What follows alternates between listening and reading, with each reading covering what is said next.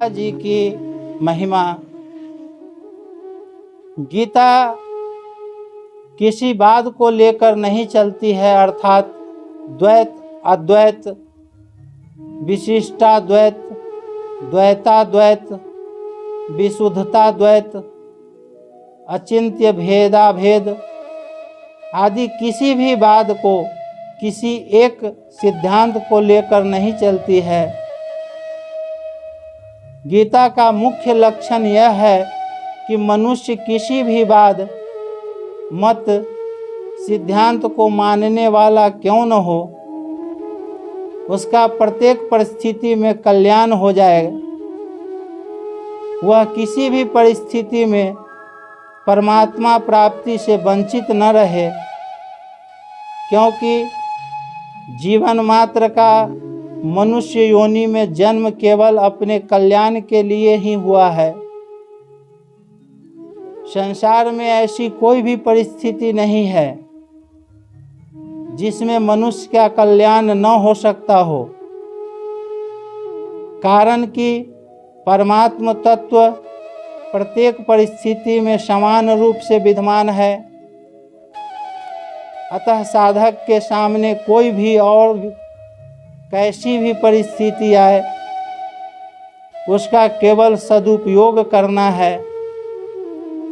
सदुपयोग करने का अर्थ है दुखदायी परिस्थिति आने पर सुख की इच्छा का त्याग करना और सुखदायी परिस्थिति आने पर सुख भोग का तथा वह बनी रहे ऐसे इच्छा का त्याग करना और उसको दूसरों की सेवा में लगाना।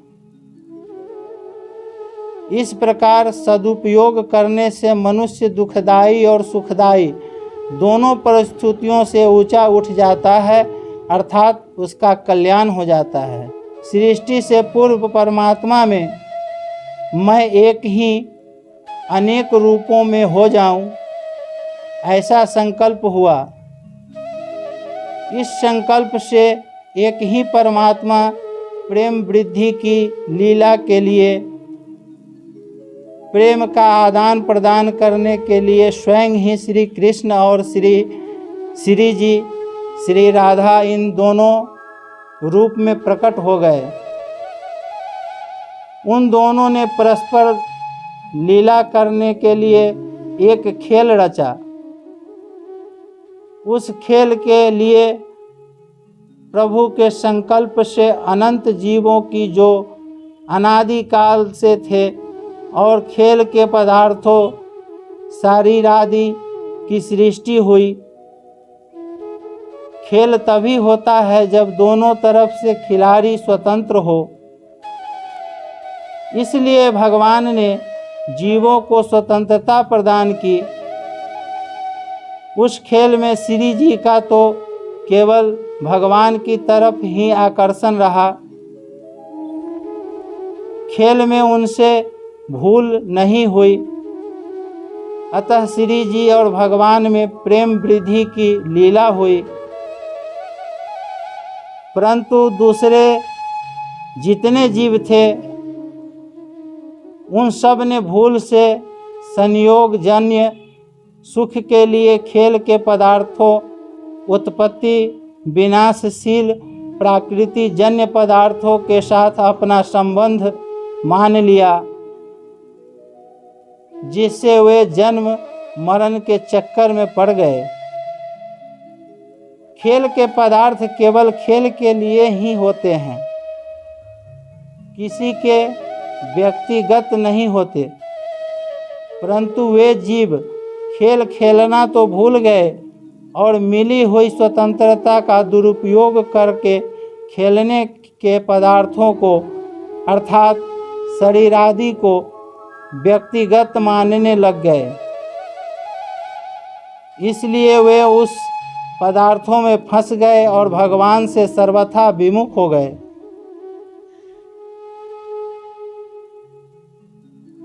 अब अगर वे जीव शरीरादि उत्पत्ति विनाशील पदार्थों से विमुख होकर भगवान के सन्मुख हो जाएं,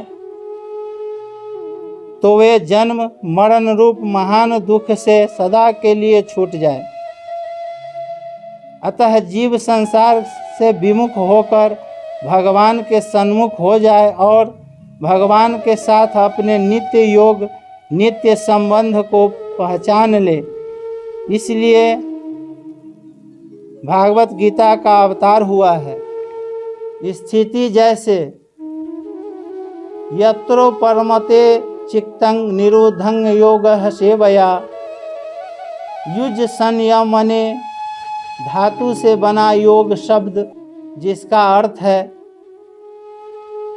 संयम, सामर्थ्य, प्रभाव जैसे पश्य में योग, मैश्वर आदि।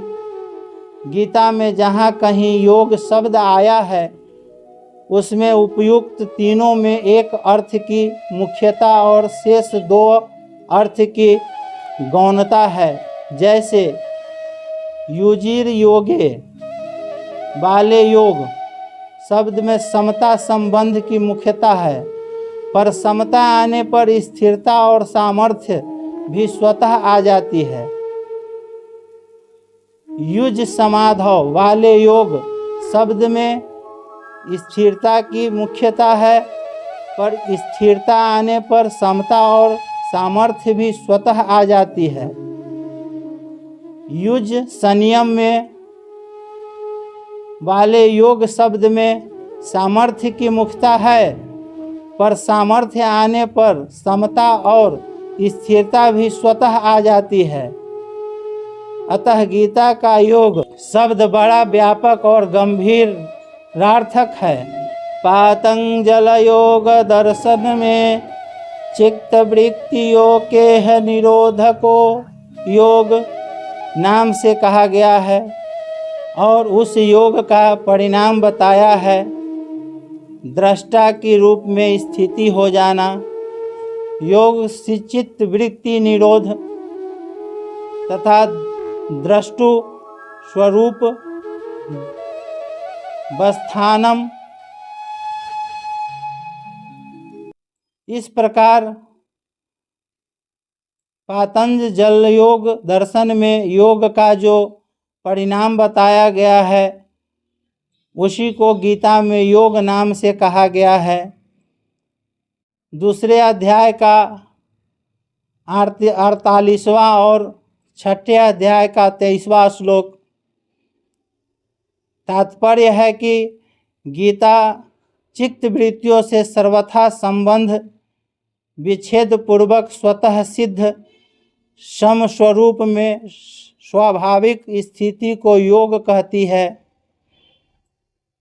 उस समता में स्थिति नित्य योग होने पर फिर कभी उससे वियोग नहीं होता, कभी वृत्ति रूपता नहीं होती, कभी व्युत्थान नहीं होता। वृत्तियों का निरोध होने पर तो निर्विकल्प अवस्था होती है, पर समताम में स्थिति होने पर निर्विकल्प बोध होता है। निर्विकल्प बोध अवस्थातीत और संपूर्ण अवस्थाओं का प्रकाश है।